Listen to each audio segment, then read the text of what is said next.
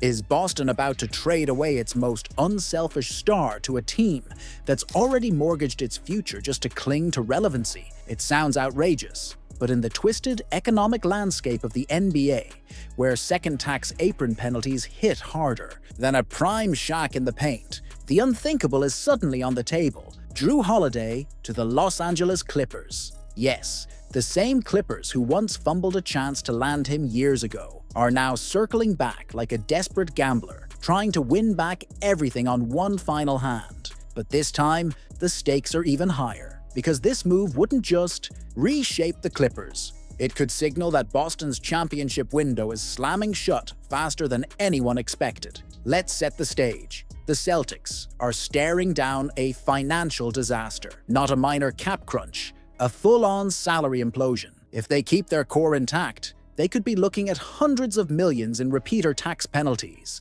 a record-setting payroll for a team that, as things stand, won't have its best player for an entire year. With Jason Tatum's Achilles tear looming over everything, Boston's front office is reportedly being forced to ask the uncomfortable questions. And the first one is brutal. What does Jrue Holiday still offer to a team without Tatum? The answer may be not enough to justify $30 million.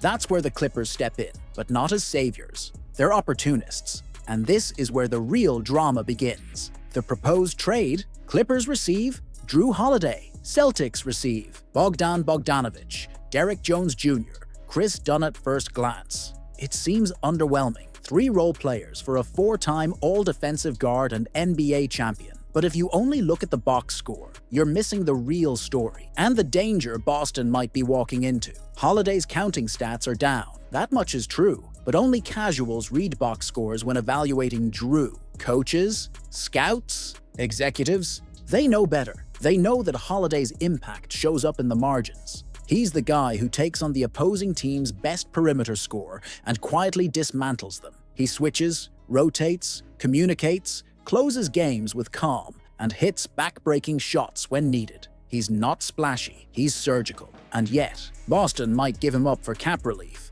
and a handful of contracts that scream expiring filler. The Clippers, for their part, are running out of time. Their first-round picks are scattered like confetti across the NBA, to OKC, to Philly, and Kawhi Leonard is no longer the indestructible two-way machine he once was. Paul George is flirting with free agency. James Harden is James Harden, and the vibes in Los Angeles have gone from super team buzz to existential crisis in record time. So what's the logic here? Simple.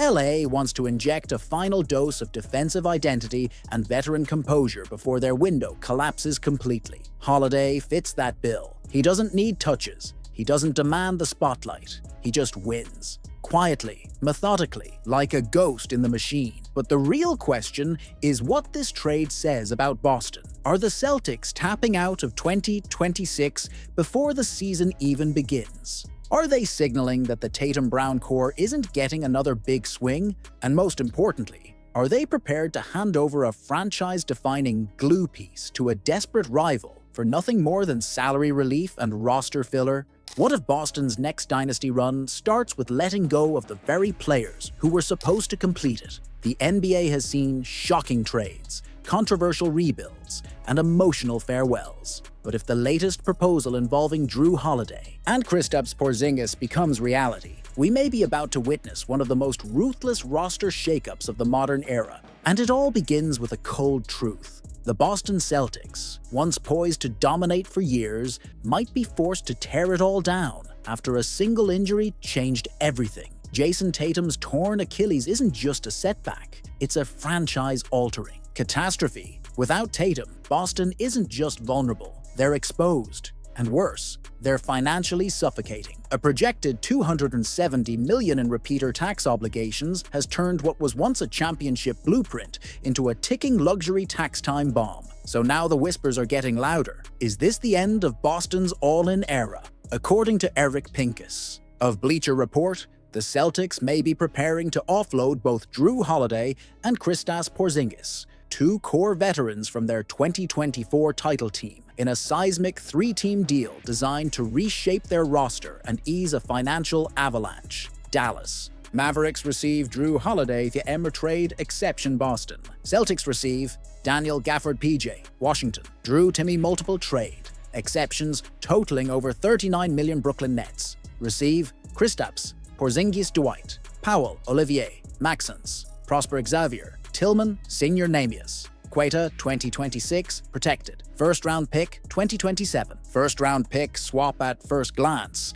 It feels like a downgrade. But is it? Or is it the type of reset that could quietly redefine Boston's future? Let's dig deeper. This isn't just about money, though shaving off over $230 million in future obligations is jaw-dropping. This is about how franchises survive when their plans implode. Boston can't afford to tread water without Tatum, keeping a bloated payroll with no clear path to contention in 2025-26 could set them back years. Enter PJ Washington and Daniel Gafford, two players who won't sell jerseys like Porzingis or command the respect Holiday does in the locker room, but who brings something just as valuable in this context: youth, athleticism, and financial sanity. Washington, still only 26, offers versatile forward play and can plug into Boston's system while Tatum recovers. He's a capable defender, a streaky shooter, and more importantly, a player who wants to prove he belongs in the playoff spotlight. Gafford is the real wild card. While he lacks Porzingis' range, his verticality and rim protection are elite.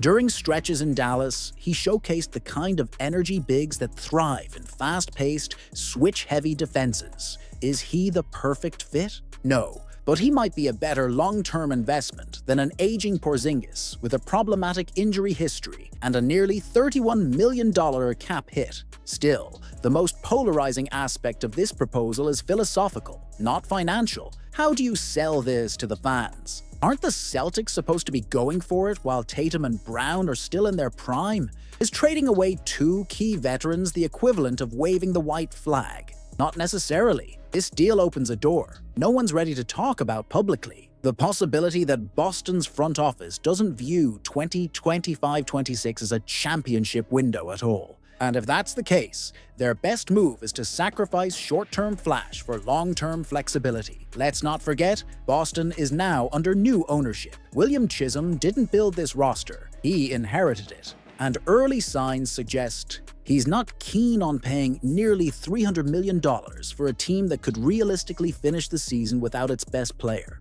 Is the NBA ready for a super team that could redefine the league's balance of power? Again, because if whispers around the league are true, the Boston Celtics might be plotting something that would shake the very foundation of the NBA hierarchy. A seismic move for Giannis Antetokounmpo. It's not just a rumor, it's a slow-burning possibility backed by logic, assets, and timing. And if it happens, it won't be subtle. Let's cut through the noise. He's not going to fall in line with the Celtic way. He takes it to the rim with authority. He's trying to run people over. He also likes to play fast pace. He'll get the rebound and do like his 3 steps, and he's at the free throw line looking to dunk it. They need an injection of that, and I don't know if it would work. Brad Stevens, this is on you. You're the big money basketball genius that everybody says is great.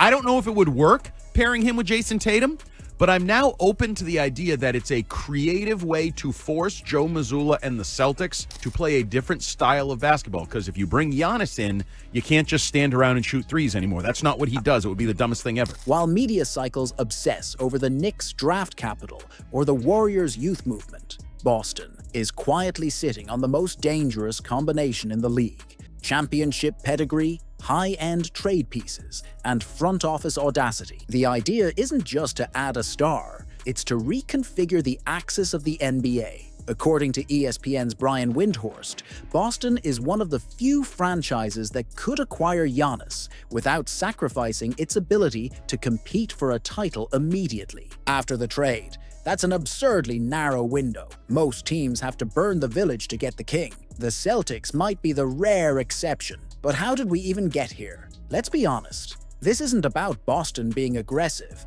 It's about Milwaukee being vulnerable. Giannis's loyalty has been tested for years, and the clock might finally be striking midnight. The Bucks' latest playoff failure, combined with locker room friction and uncertainty surrounding Doc Rivers' leadership, has cracked open a door that once felt bolted shut. Giannis hasn't said it publicly, but executives are acting like they've already heard the request. And in the shadows of those conversations, the Celtics are now emerging as a dark horse that suddenly makes too much sense. Here's what no one wants to say out loud. Boston is internally preparing for a future without some of its key veterans. Horford is near retirement. Kristaps Porzingis' injury history is a permanent question mark.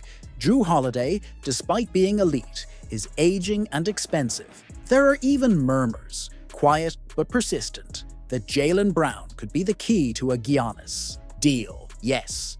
The 2024 Finals MVP. Yes. The $300 million man. Would that move be popular? Absolutely not. But that's the point. This is not about comfort. It's about legacy. You don't get Giannis by offering fringe players. You get him by making hard, controversial decisions that split fan bases and rewrite timelines. And make no mistake, if Boston dangles Brown, future picks, and rotation-ready depth like Sam Hauser, Peyton Pritchard, or even a returning Rob Williams, Milwaukee would have to listen. It's not just value, it's structure. The kind of deal that keeps the Bucks relevant while opening a new competitive window. But let's ask the uncomfortable question. Would you trade Brown for Giannis if it means winning 2 more rings before 2030? Because Brad Stevens might already be leaning toward yes, Giannis isn't just a star, he's a system. He transforms how a team defends, runs in transition, and breaks zones. His presence with Jason Tatum wouldn't just be complementary, it